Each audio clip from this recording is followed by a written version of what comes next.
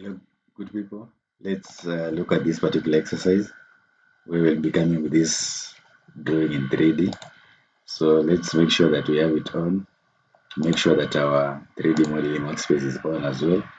Then I will begin off from the home, zoom out a little bit. Then we'll begin with let's start with this particular triangular block. So as you can see, its distance, the height is 1300. Then its length has not been exactly given, but we'll take a distance more or less near 3000. So we can take 2500 would be good. So 2500 and 1300. So we start from front and zoom out, make sure our coordinates are set to view. So we'll start off with the polyline command. So we'll do 2500. Also make sure our auto is on. So 2500. Enter, zoom out. So I'll escape first, zoom out a bit. So let me delete this, and since it's a big unit, let's do it again. So the first one is 2500. And enter, then upwards. Upwards a distance of 1300.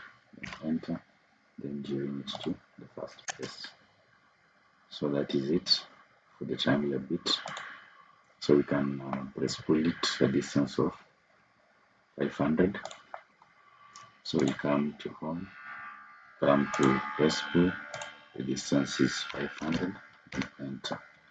Thereafter, after having that, we can draw also this side. So we can start off with a rectangle of 1300 and 4500. So we'll come to face world, then we'll draw it from the left. So as you have said, we need, so first of all we need to change our coordinates, then a rectangle of 4500 and 1300. So 4500, then tab, then 1300. So as such, then after that we'll have another one on top with a distance of with the height of 900, because 13 plus 9 makes 22, so 921. So we'll have 2100, then tab, then 900. Then we move this from the bottom center to the top center. Then afterwards we'll connect these and these, same case with these and these. Then you can do some trimming. So the trimming option is not available, so we can use break, or we can just repeat this with the polyline command. So that's what I'm going to do. So from this point to all those corners up to the start point, then enter. Afterwards I'll delete these two. Then the other thing, since we have this, we can have also this block as well. So it has a height of 2200. So we'll go 22, then 45, then 22. So we'll start off as polyline. So 2200, 2200, enter. Then 4500, then again 2200, enter. Then 1800, so 1800, enter. Upwards of 800, enter. Then the gap is 900. The gap is 900 towards the left. Downward the distance of 800, then enter. Then we join it to the start point, then enter again. So now we need to press pull these two. So this first one, we press pull it all the way, a distance of 5000. So we come to home, then come to press pull, a distance of 5,000. Then the other one, a distance equivalent to 2,000. So we'll come to let's pull this a distance of 2,000. Thereafter we need to join them. So we'll move this particular block and enter from its center point or midpoint to the midpoint of this other block. Then I can delete this. Then we'll also move this bit from its midpoint. So I come to move, select 3D solid, then enter from the midpoint of, let's pick it from the midpoint of the lower side.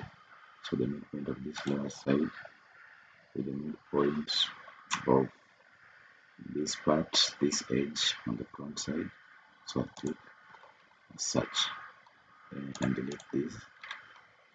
So this is the block that we need. So I can come to solid, then union, then I'll select everything, then press enter so that they are conjoined all together. So let's view it in middle form. So as you can see, that is what we are required to produce. That is what we are required to produce. So if it comes to the annotation, we just make sure that we come to annotate, then make sure that we do some modification on the standard annotation. So I'll change the text height to a value of, let's say, 100. Same to the symbols and arrows, a value of 20. Then I just say OK, then close. Then afterwards I come to home, come to the coordinates and pick this particular face. So if I want to dimension this face, I'll click on it, accept. Then I'll come to annotate, click on any annotation. Let's say if it is a linear annotation.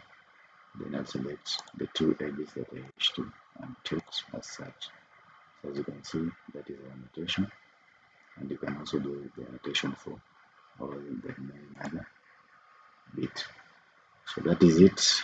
That is how we come up with this particular solid block in AutoCAD. Thank you for watching. Subscribe and also follow up for the next lessons.